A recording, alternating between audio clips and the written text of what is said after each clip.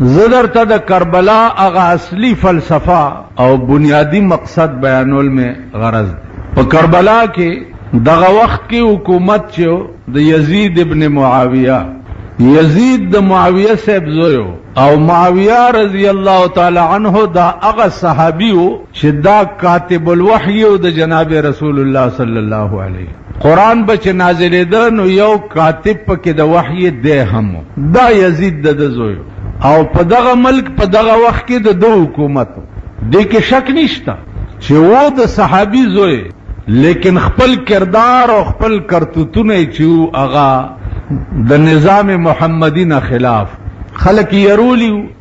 د یری چاغګ نشو کولی بیعت هم دنیا چې د دنه د یری کړو او دغه دعوت د بیعت چې د امام حسین رضی الله تعالی عنہ تم ورکړ چې ته د یزید نه بیعت وکا امام حسین رضی الله تعالی عنہ فرمایل چې ٹھیک ده بیعت کول گران کار نه ده صرف دمر دا چې اغا قانون چې کم زما د نیکه په کور کې راغلی دی اغا قانون چې کم زما نیکه ولا ترتیب ورکړی او جوړ کړی دی د اغا قانون د دفعاتو خلاف ورزی کوي دی نو اغا قانون ما ته اجازت نه راکوي چې زه دنه بیعت وکم او د تسلیم کم او د ومنم عزیزانو اصل رنگ او رخ چه ده د کربلا اغا دا ده زمون کې دا سنیان دی کسب بلاگان دی دوی په د محرم کې محرم مناول صرف دغه توي چې په اخر لسمه ورځ باندې دیرو تلار شي په مړو بمو بواچي او خزه پکې کیرونه میرونه پاخه کی او سړی پکې خدای خبر ته چلو کی دا په سنی دنیا کې د محرم مناول دیتا وي امامان سور لسو کال وشو تگی په کربلا کې شهیدان شوی دي او تو بدل تا په خپلو مړو باندې اچي نو ته په ایمان وای چې تګه ته او بزس کم نو ته په مړیږي ها تاسو د دې قوم عقل ده زه خو زه کوم چې د سړی زامن ورک شو کنه خزه او نر د نسړی زامن دي خزه او نر او په خپل مړیا چې او امامان تګي په کربلا کې شهیدان شوی دي نو دې ځنه لاندې س پایپ لاین تلې دی چې دا وبال تاغي ته ورس هغه بنیادی فلسفه ده دی واقع چې دا پاغه تر اوسه پورې سنی دنیا پویم نه ده پویږي نه چې دا جنگ شوه ولیو بنیاد څو عزیزانو بنیاد داو چې هغه قانون چې کوم زما د نیکه په کور کې جوړ دی ته دا هغه قانون نه خلاف ورزی کوي ستا په دور حکومت کې حرام حلال شوی دي ناروا او تروا ویل کیږي شراب پکې سکلې کیږي زنا پکې کیږي حرام ستا په حکومت کې حلال شوی دي او زما د نیکه په قانون کې دي سيزونو ته حرام ویل شوی دي نو سو پوری دی چې دا حرام بند کړی نه ترغه پوری زستا بیعت نه د امام حسین بنیادی جګړه داوا بیا د کوفی خلق ور پسراله د کوفی خلق ور پسراله چې سب تا سره یو چې څنګه وای هغه سکو او د مقابله کو امام حسین رضی الله تعالی عنہ روان شو سره د بالو بچا کربلا ته ورسېدو خیمه ولګولې او اعلان وکړو چې یا به جنگي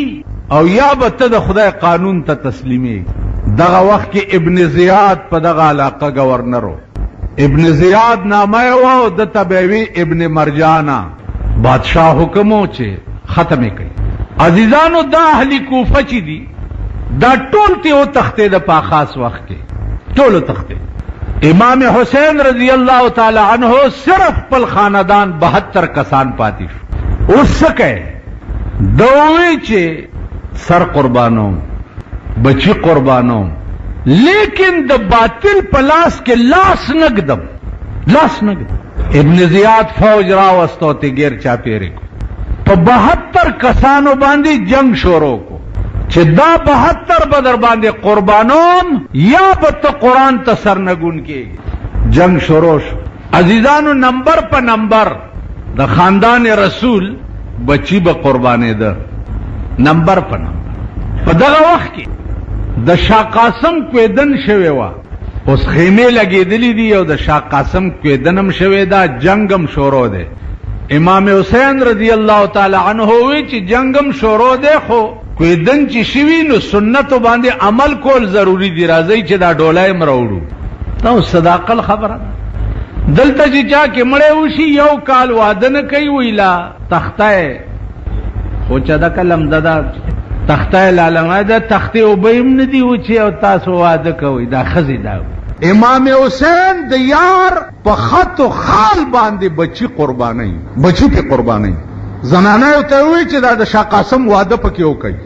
نو یو خیمه نه بلې خیمه نه ډوله امراوړه او دا شهیدانو د وینو نکریزه لاس باندې جنایت او لګول. لاسونه سره کوي تاسو چې په نکریز تاسو خځه رواني. د شاه قاسم بیبي راوسته د یو خیمه نه بلې خیمه.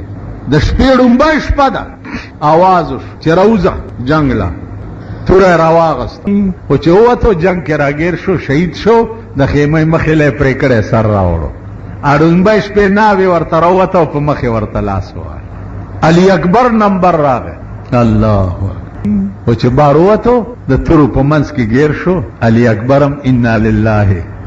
و انا الیه راجعون. امام حسین نمبر راغی لسم محرم ده. आवाज شو چې ماشوم پیدا شو په خیمه کې لګ بانګ ورته غوږ کې وایا نو بیا ځه جنگ لا راوړی.